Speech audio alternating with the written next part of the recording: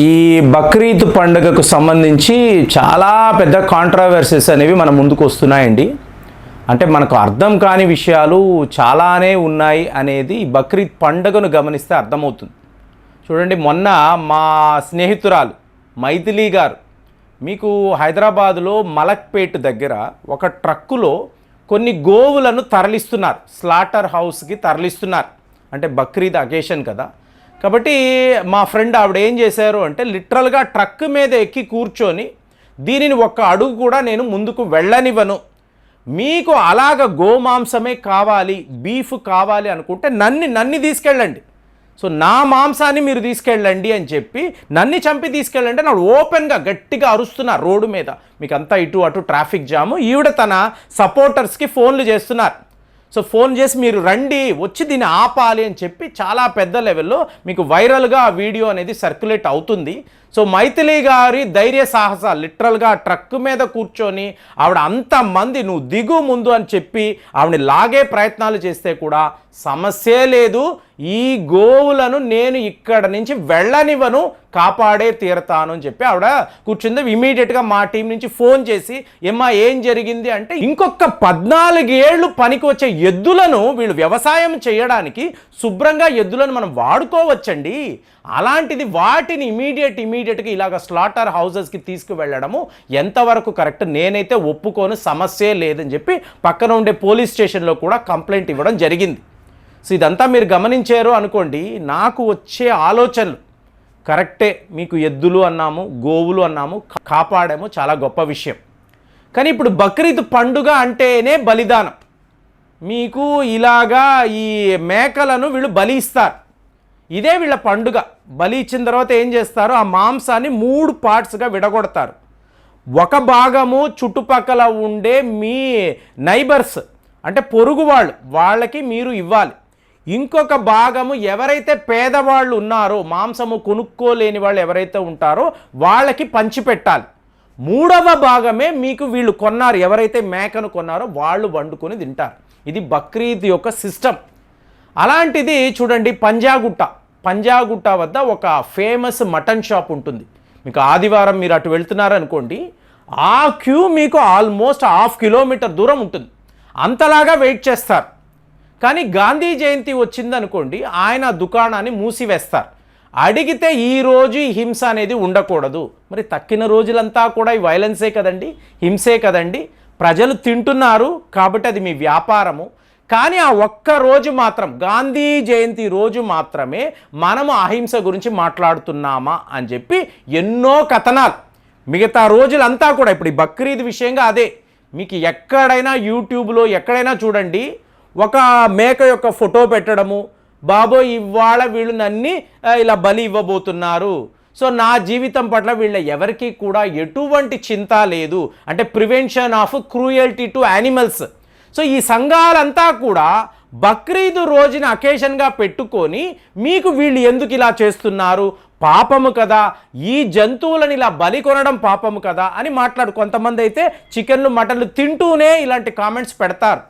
నాకు అర్థం కాని విషయం ఏమిటి అంటే, ప్రతిరోజు కూడా మీకు ఈ మటన్ అమ్మకం అనేది జరుగుతూనే ఉంటుంది కదా. మీరు ఎక్కడికి వెళ్ళినా కూడా ఈ మటన్ షాప్స్ ఓపెన్ అయ్యే ఉంటాయి, కొనుక్కునే వాళ్ళు కొనుక్కుంటూనే ఉంటారు. ముఖ్యంగా ఈ బ్యాచులర్స్గా ఉన్నవాళ్ళు, కొంతమంది బాగా వంటలు చేయగలం అన్నవాళ్ళు పనిగట్టుకొని ఎవ్రీడే దే విల్ బై. మరి అలాంటప్పుడు వీళ్ళు ఎవరికీ లేని ఈ క్రూయల్టీ, ప్రతిరోజు ఈ క్రూయల్టీ జరుగుతుంది, ఎవరు పట్టించుకోవడం లేదు. వాళ్ళ పండుగ బక్రీద్ పండుగ అన్నప్పుడు ఇంత స్థాయిలో మీకు ఈ గొడవలు ఏమిటి అంటే, ఇది ఎందుకు చెప్తున్నాను అంటే, మధ్యప్రదేశ్లో మాండ్లా అనబడే ఒక ప్రాంతం, ఇక్కడ ఒక 11 ఇల్లులు ఉండే ఒక చిన్న కాలనీ. సో మొన్నటికి మొన్న పోలీస్ అధికారులు అలాగే మున్సిపాలిటీకి చెందిన వాళ్ళు పెద్ద పెద్ద బుల్డోజర్లు తీసుకొని ఈ ప్రాంతానికి వచ్చారు. అక్కడ ఉండే 11 ఇల్లులను వీళ్ళు ధ్వంసము చేశారు, టోటల్గా డెస్ట్రాయ్ చేశారు, ఎరేజ్ చేశారు. కారణాలు అడిగినప్పుడు మేము పనిగట్టుకొని ఎరేజ్ చేయాలని రాలేదండి, ఇక్కడ వీళ్ళ బ్యాక్ యార్డులో 150 గోవులను వీళ్ళు పెంచుతున్నారు. వీటినంతా ఏమిటి, మాంసము కోసమే వీళ్ళు పెంచుతున్నారు. సో వీళ్ళ ఇళ్లలోకి వెళ్ళి వీళ్ళ ఫ్రిడ్జులను మేము ఓపెన్ చేసి చూస్తే లోపల ఈ ఆవు మాంసము, గేదె మాంసము మాకు కనిపించింది. సో ఇది కరెక్ట్ కాదని వాళ్ళకి నోటీస్ ఇచ్చాము. మోరోవర్ ఇల్లులంతా కూడా గవర్నమెంట్కి సంబంధించిన భూములు చూసారా, అక్కడ వీళ్ళు కట్టుకున్నారు. ఈ 11 ఇల్లులు కూడా ఇక్కడ ఉండకూడదని చెప్పి మాకు ఇన్స్ట్రక్షన్స్ వచ్చాయి. కాబట్టి పోలీస్ ప్రొటెక్షన్తో బుల్డోజర్స్ పెట్టుకొని టోటల్గా ఈ ఇళ్లను ధ్వంసము చేశాము. అంటే 150 మీకు ఆవులు, గేదెలు, ఈ నంబర్ని వీళ్ళు కాపాడాలి అనే ఉద్దేశంతో ఈ పని చేశారు. ఎందుకంటే వీళ్ళ ఇళ్లలో బీఫ్ కనిపించింది. అంటే నాకు అర్థం కాదు. మా స్నేహితురాలు మైథిలి గారు ఒక అద్భుతము చేశారండి. రోడ్డు మీద లిటరల్గా ఈ వాహనాలను ఆపారు. కానీ గవర్నమెంట్ వైపు నుంచి మీరు చూశారు అనుకోండి, ఈ గోరక్షణ అనబడే ఈ వ్యవహారం, అంటే ఒక్కసారిగా మీరు 150 ఆవులను, ఇలా గేదెలను మీరు బలి తీశారు అనుకోండి, మీకు ఎంత ఒక ప్రమాదకరమైన పరిస్థితి.